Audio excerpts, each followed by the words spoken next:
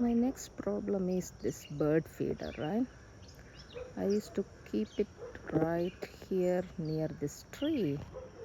So squirrels are going to steal everything. This is not like one or two squirrels, maybe about 10 of them. So one bag will be finished in a day or two, right? And I have a small bag. So yesterday I put it right here at the center. So hopefully they are not going to attack that much. So I already kept something at the center in a bowl for the squirrels. See that?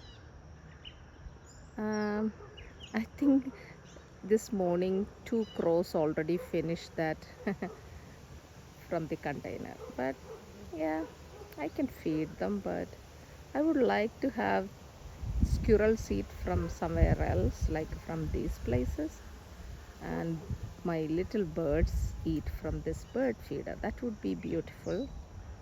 But I'm not sure how to fix that problem. What to do with that? Can I tell or can I keep a board saying birds only? No squirrels are allowed? I'm not sure. Let's see. Any suggestions? Anything is acceptable. Give me your comments.